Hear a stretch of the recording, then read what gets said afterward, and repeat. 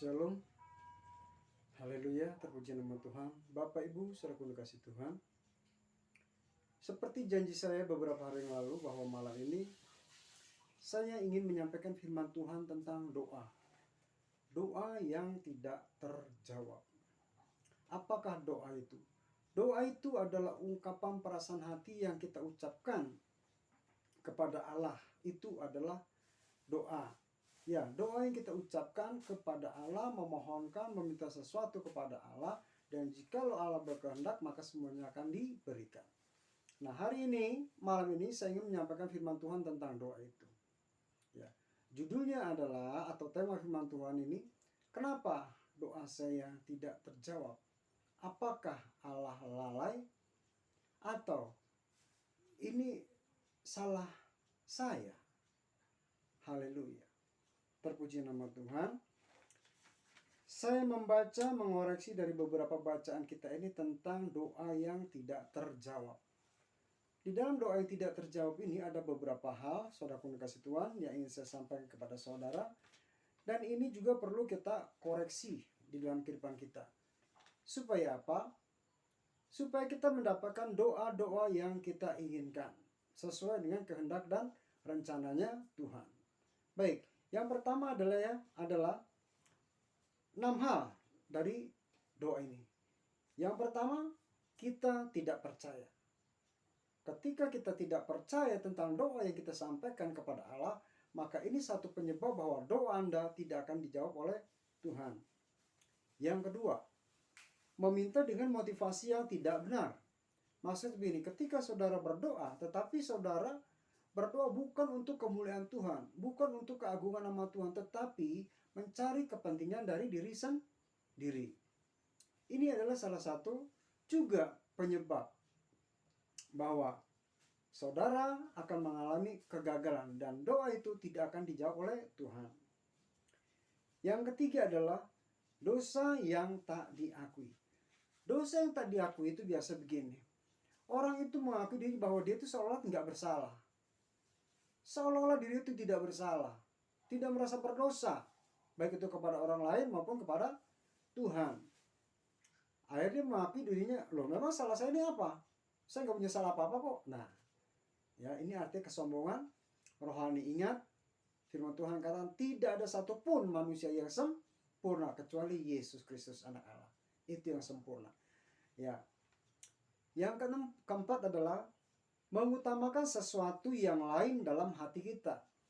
Ketika kita berdoa kepada Tuhan, misal kita berdoa untuk membeli mobil. Tetapi hati kita ketika kita mendapatkan mobil itu akan kita pergunakan untuk sesuatu hal yang tidak baik. Ya, untuk menyalahkan diri sendiri. Seperti itu. Nah, ini juga adalah salah satu alasan ketika saudara berdoa, saudara tidak mendapatkan.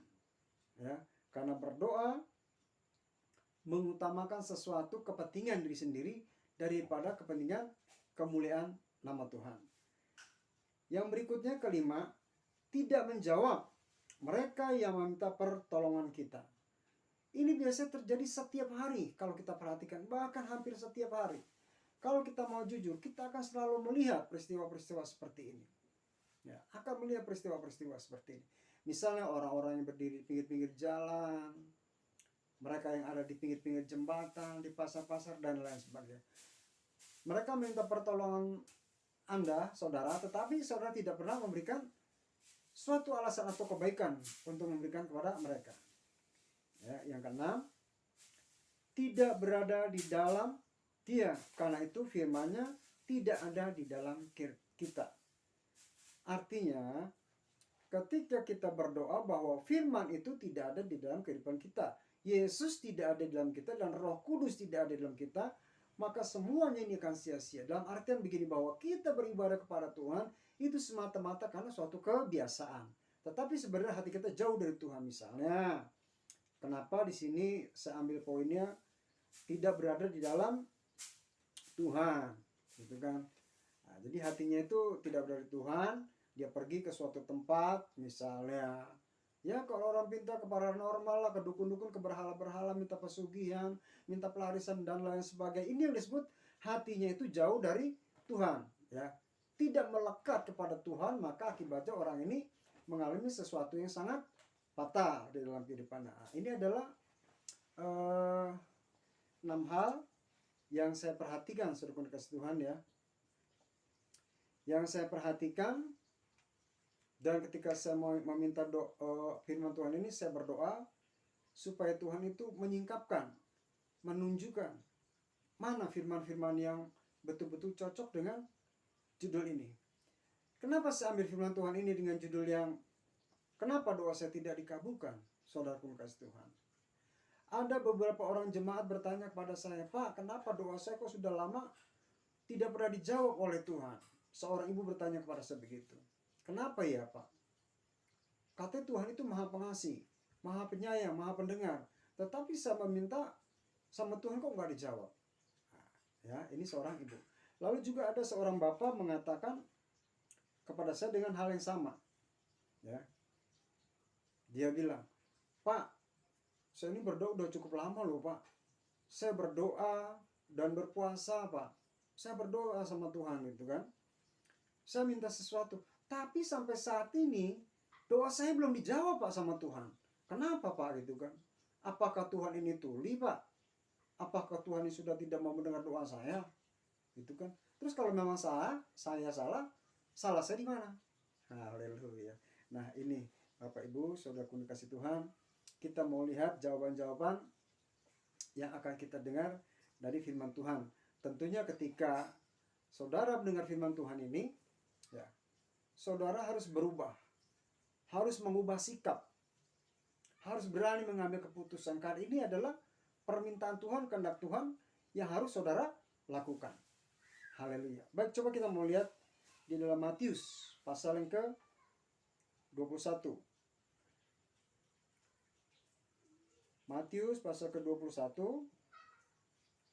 ayatnya yang ke-22. Ya. Matius 21 ayatnya yang ke-22 atau Matius pasal, ya. Matius pasal 21 ayatnya yang ke-22. Begini firman Tuhan. Ini harus saudara renungkan dan kita ubah mindset kita. Dan apa saja yang kamu minta dalam doa dengan penuh kepercayaan, kamu akan menerimanya. Tadi di dalam rincian saya bahwa ketika seseorang tidak mendapatkan satu jawaban dari Tuhan, yang pertama karena kurang percaya akan doanya. Orang ini berdoa kepada Tuhan, tetapi dia tidak percaya, imannya tidak sampai. Saudara kasih Tuhan. Nah, hari ini firman Tuhan berkata, dan apa saja yang kamu minta dalam doa dengan penuh kepercayaan, kamu akan menerimanya. Artinya ketika saudara berdoa, saudara harus mempunyai satu kepercayaan, satu keyakinan diri bahwa apa yang saudara minta melalui doa kepada Tuhan akan dijawab, akan dikabulkan. Ini permintaan Tuhan yang Tuhan nyatakan hari ini. Karena kamu kurang percaya, sehingga engkau tidak mendapatkan apa yang menjadi doa-doa itu. Haleluya.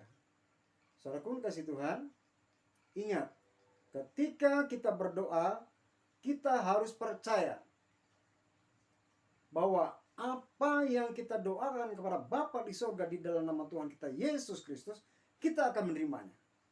Maka yakinlah bahwa saudara akan menerimanya karena percaya.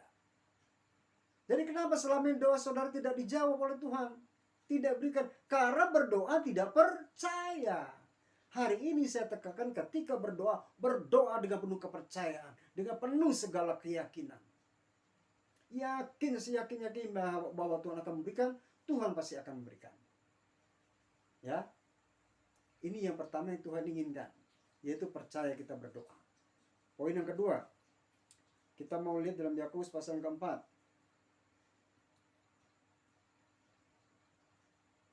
Yakobus pasalnya yang ke-4.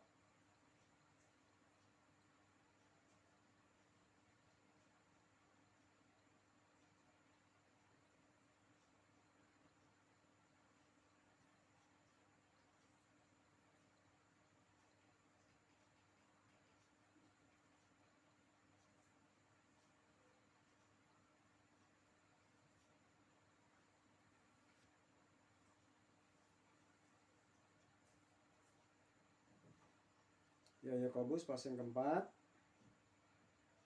ayatnya yang ketiga. Ini juga adalah satu alasan kenapa doa-doa saudara itu selama berbulan-bulan, selama bertahun-tahun tidak terjawab, atau Tuhan tidak memberikan apa yang menjadi doa saudara. Yakobus pasal yang keempat ayat yang ketiga. Atau kamu berdoa juga, tetapi kamu tidak menerima apa-apa, karena kamu salah berdoa. Sebab yang kamu minta itu hendak kamu habiskan untuk memuaskan hawa nafsumu. Haleluya. Di sini firman Tuhan katakan, atau kamu berdoa juga, tetapi kamu tidak menerima apa-apa. Kenapa? Karena kamu salah berdoa. Kamu salah berdoa. Sebab apa? Ketika engkau berdoa, engkau hanya berdoa untuk memuaskan hawa nafsumu. Misalnya apa? Contoh, saudara kepingin beli rumah mewah. Seandainya Tuhan kasih rumah yang mewah, rumah itu akan saudara pamerkan kepada tetangga saudara. Ini loh, saya punya rumah yang sangat mewah, yang sangat mahal. Kamu nggak mungkin bisa membeli rumah itu. Ini membuat tetangga saudara itu sakit hati, kecewa, marah terhadap saudara. Maka firman Tuhan katakan di sini, kamu berdoa juga tetapi kamu tidak menerima apa-apa. Karena kamu salah berdoa. Apa yang kamu doakan itu untuk kepentingan diri sendiri, menyakiti hati orang, mengecewakan orang. Tuhan tidak menjawab, Tuhan tidak memberikan.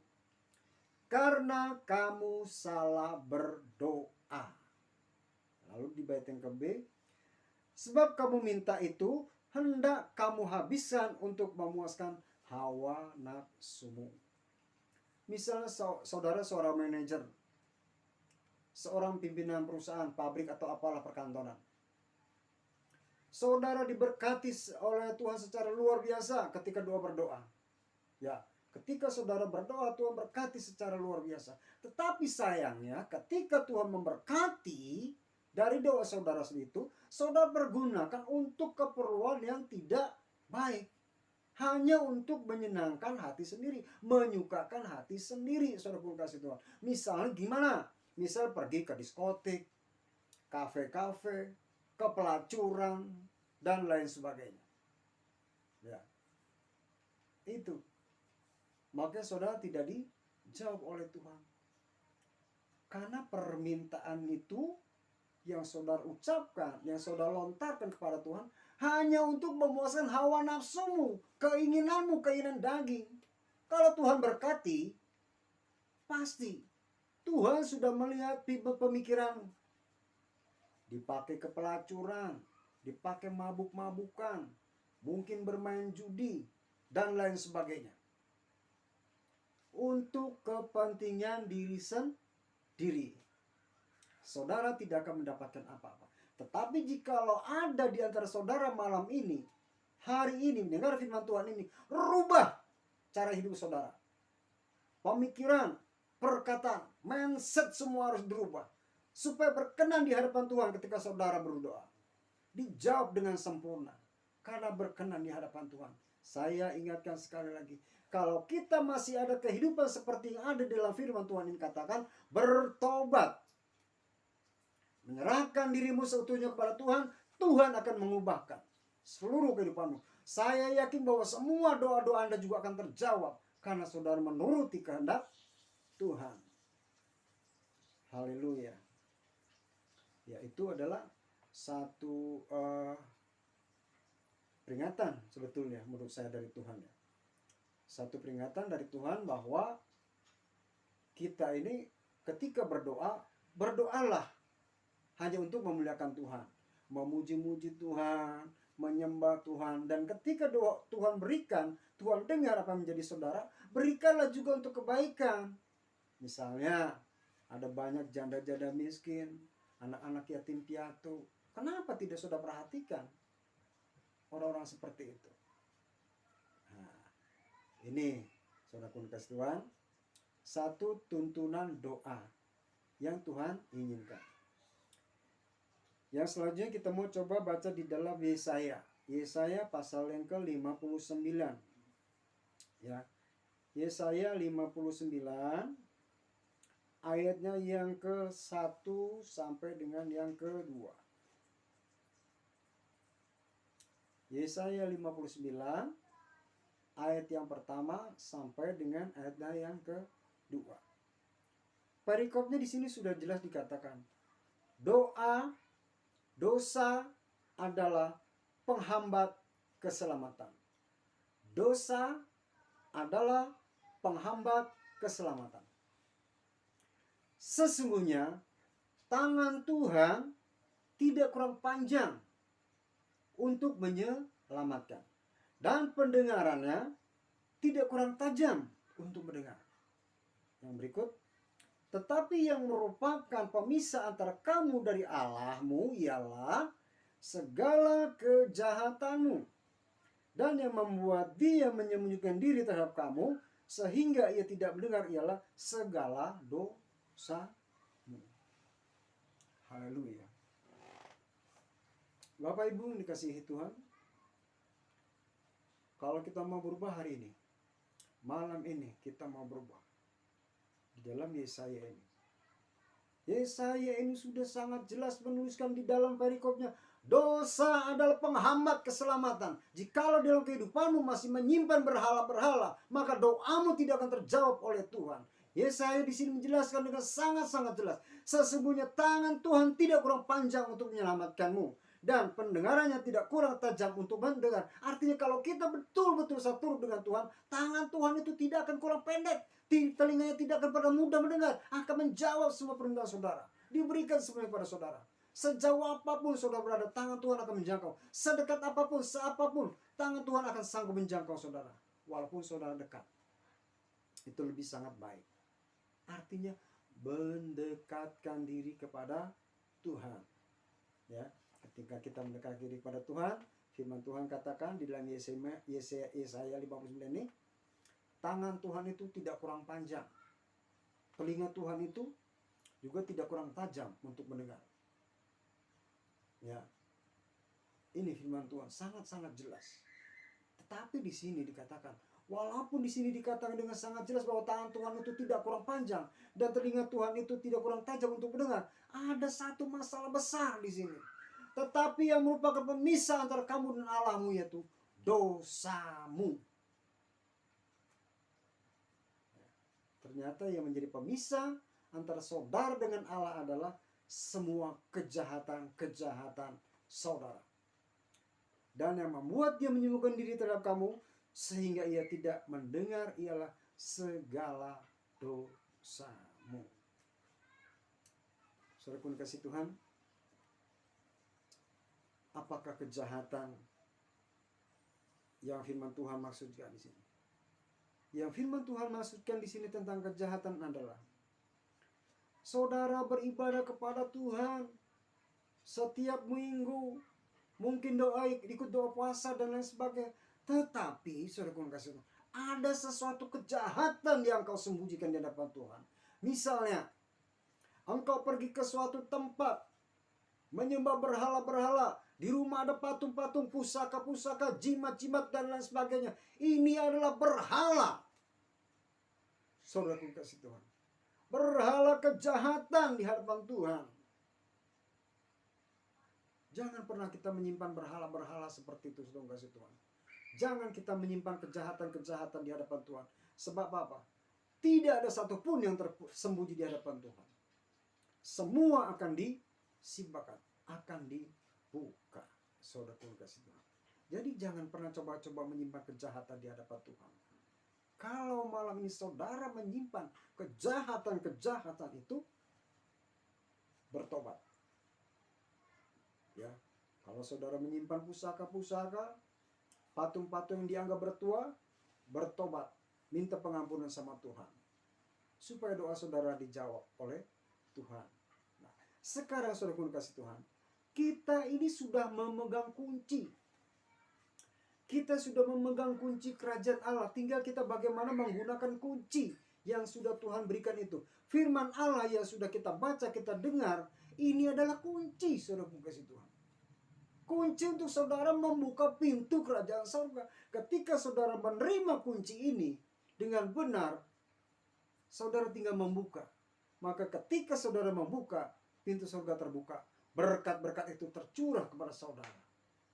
Bukan cuma penuh, tapi sampai luber. Arti saudara juga bisa memberkati orang lain. Karena berkat yang Tuhan berikan. Jadi saudara kasih Tuhan, saya katakan bahwa firman Tuhan yang sudah kita dengar ini adalah kunci. Kunci rahasia di mana hari ini saudara sudah mendapatkannya, sudah memegangnya. Tinggal saudara bertindak melakukan apa yang Tuhan inginkan. Sekali lagi saya katakan, saudara tinggal membuka pintu kerajaan surga itu, maka tingkap-tingkap surga itu akan terbuka. Berkat tercurah atas saudara dengan melimpah. Karena saudara yang memegang kunci itu. Tetapi kalau saudara sudah menerima kunci firman Allah ini, saudara tidak lakukan, saudara tidak bertindak, maka sesuai dengan judul dari perikop tadi, doa saudara tidak akan dijawab, tidak akan didengar karena saudara sudah mendengar kunci, tidak mau menerima kunci itu, tidak mau melakukannya, tidak mau bertindak. Kunci itu tidak akan berguna, kunci itu akan sia-sia.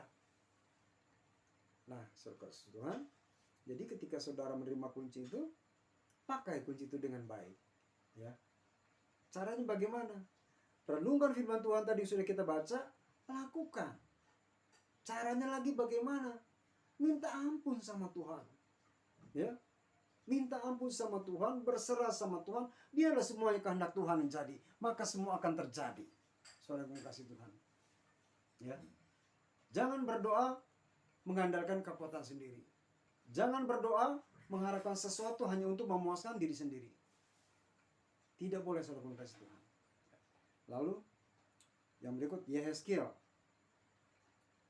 Ya, kita mau lihat di dalam Yehezkiel pasal yang ke-14. Yehezkiel pasal yang ke-14 ayat yang ke-3. Yehezkiel pasal 14 ya. Ayatnya yang ke-3. Begini. Hai anak manusia, orang-orang ini menjunjung berhala-berhala mereka dalam hatinya dan menempatkan di hadapan mereka batu sandungan yang menjatuhkan mereka ke dalam kesalahan. Apakah aku mau mereka meminta petunjuk daripada aku? Haleluya. Nah, saudara pun kasih Tuhan. Hai anak manusia, orang-orang ini menjunjung berhala-berhala mereka dalam hatinya dan menempatkan di hadapan mereka batu sandungan. Mereka sudah menjunjung setinggi-tingginya berhala-berhala itu di dalam kehidupan mereka. Bahkan di sini katakan mereka menempatkan batu itu di hadapan menjadi satu batu sandungan. Arti saudara akan mendapatkan sesuatu yang tidak baik di dalam hal ini. Karena saudara sudah menyembah berhala-berhala itu. Tadi sudah saya katakan bahwa berhala-berhala itu berupa banyak seperti patung, jimat-jimat, keris-keris pusaka dan lain sebagainya. Itu adalah berhala-berhala yang tidak berguna, tidak berfungsi. Itu tidak akan pernah bisa membuat saudara mendapatkan satu jawaban dari Tuhan. Haleluya. Jadi saudara-saudaranya jelas sudah. Apa alasannya sekarang? Bahwa selama ini doa saudara tidak dijawab oleh Tuhan. Karena di hati saudara masih ada berhala-berhala.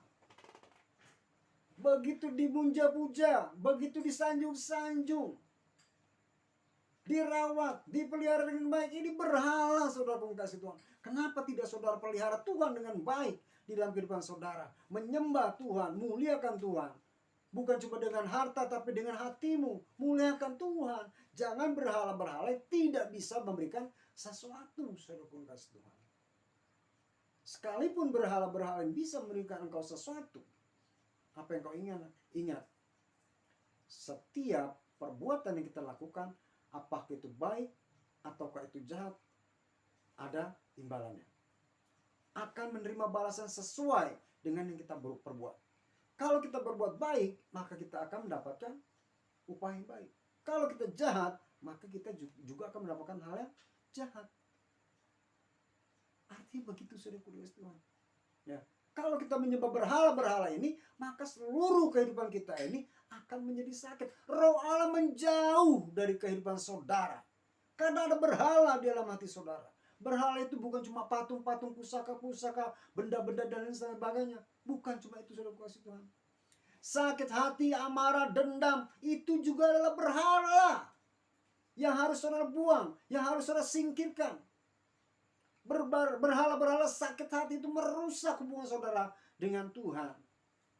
Sebab apa? Di dalam Matius pasal yang kedua dikatakan, apa yang kau ikat di dunia ini akan terikat di surga. Apa yang kau lepaskan di dunia ini akan terlepas di surga. Ya. Kalau saudara masih mengikat rasa kebencian, berhala-berhala kebencian itu, berhala-berhala sakit hati itu, jangan harap saudara akan mendapatkan satu kelepasan. Saudara akan tetap terbeban, terikat, berat di dalam kehidupan saudara. Bahkan saudara berdoa tidak akan dijawab oleh Tuhan karena ada berhala, saudara kasih Tuhan. Ya, yang disebut berhala rohani. Oh, Anda kecewa dengan orang lain, Anda kecewa dengan pendeta, Anda kecewa dengan majelis, Anda kecewa dengan sesama jemaat dan lain sebagainya, Anda tidak bergereja, Anda kecewa, Anda marah, ya, itu tidak akan menguntungkan saudara. Tidak akan menguntungkan saudara. Justru hal itu akan merugikan saudara. Kenapa? Saudara semakin jauh dengan Tuhan. Rumah yang kosong ketika sudah dibersihkan dengan bersih dan tidak dirawat dengan baik, maka selebihnya apa lagi? 7 roh yang lebih jahat, saudara kasih Tuhan, akan datang menguasai rumah itu. Hati manusia akan seperti itu, saudara kasih Tuhan. Hati yang sudah bersih, tidak dirawat, tidak dijaga dengan baik, maka akhirnya roh yang semakin jahat datang menguasai hati kita. Akhirnya kita jadi semakin sakit. Timbulnya yaitu tadi kebencian, marah, sombong, angkuh, dan lain sebagainya. Masa bodoh terhadap sesama. Nggak pernah memikirkan kepentingan orang lain. Yang penting saya bahagia, yang penting keluarga saya happy. Oh, haleluya. Ya. Nah, kalau saudara masih memiliki sifat-sifat karakter-karakter seperti ini, maka baca firman Tuhan ini. Ya. Hai anak manusia, orang-orang yang menjunjung berhala-berhala mereka dalam hatinya dan menempatkan di hadapan mereka batu sandungan yang menjatuhkan mereka ke dalam kesalahan. Apakah aku mau mereka meminta petunjuk daripadaku? Apakah aku mau mereka meminta petunjuk daripadaku? Haleluya. Tuhan bertanya kepada saudara, apakah aku, kata Tuhan, mau menerima orang-orang yang seperti ini meminta petunjuk kepadaku, kata Tuhan. Tuhan bertanya, mau nggak kira-kira Tuhan yang menolong orang-orang seperti ini? Seperti itu. Kalau Tuhan tidak mau nolong, saudara sudah tidak bisa berbuat apa-apa. Karena itu tangannya Tuhan yang bekerja. Maka Tuhan di sini katakan, apakah aku mau mereka meminta petunjuk daripadaku? Tuhan bertanya itu dengan suatu kekecewaan. Artinya begini dalam masa sehari-hari. Apakah saya ini akan memberikan petunjuk kepada orang-orang seperti ini yang meminta petunjuk daripada saya? Tidak akan, saudara kasih. Selama dosa-dosa itu masih mengikat saudara. Tidak akan. Maka kunci satu-satunya adalah melepaskan semuanya. Biarkan Tuhan bekerja dengan cara Tuhan. Gitu kan? Memuliakan Tuhan dengan hatimu, memuliakan Tuhan dengan hartamu.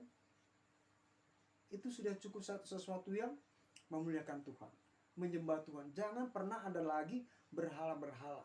Jangan pernah ada lagi batu-batu sandungan. Jangan pernah ada lagi kita berbuat dosa oleh karena kejahatan kita. Saudara pun kasih Tuhan, firman Tuhan di sini sungguh sangat mengajar, sungguh sangat menegur. Saudara kasih Tuhan. Ya. Sebagai ayat yang terakhir, kita mau lihat dalam Amsal pasal yang ke-21 ayat 13. Ya, Amsal pasal yang ke-21 ayat yang ke-13.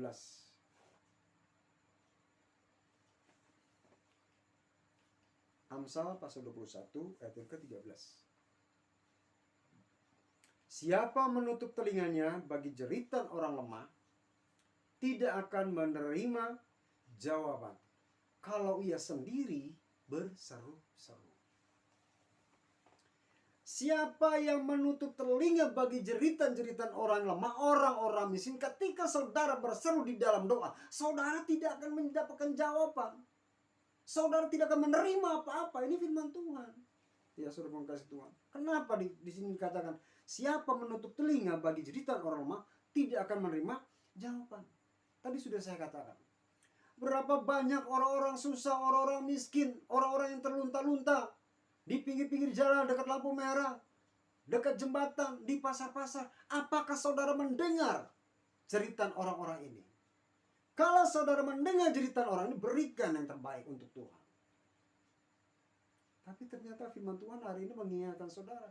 Berarti saudara kudus Tuhan, salah satu alasan kenapa doa saudara tidak terjawab adalah tidak mendengarkan jeritan orang-orang lemah.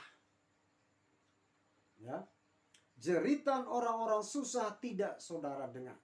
Maka ketika saudara berseru-seru, berteriak-teriak di dalam doa kepada Tuhan, Tuhan tidak akan memberikan suatu jawaban. Tuhan tidak memberikan apa-apa karena saudara salah. Ya, kenapa salah? Saudara cuma mau enak-enakan buat diri sendiri. Sementara orang-orang susah nggak pernah saudara perhatikan. Mereka menjerit-jerit minta tolong, anak-anak yatim, janda-janda. Suruh kasih Tuhan ya. Mungkin ya ada juga mungkin yang tangannya nggak ada, kakinya nggak ada. Mereka itu adalah orang-orang lemah, orang-orang yang membutuhkan uluran tangan saudara. Tetapi saudara tidak melihat, ya, orang-orang yang menjerit, meminta tolong kepada saudara. Yang di firman Tuhan katakan ini adalah jeritan orang lemah. Ya, haleluya. Mungkin saudara ada salah satunya dari ini. Ya. Kenapa doa saudara tidak terjawab? Mungkin ini adalah salah satu penyebabnya. Saudara cuek, saudara masa bodoh, mungkin juga tetangga kiri kanan yang membutuhkan pertolongan. Saudara tutup mata, tutup telinga, ya. Tidak mau mendengar kesusahan mereka. Jadi jangan saudara berharap bahwa doa saudara itu akan dijawab oleh Tuhan.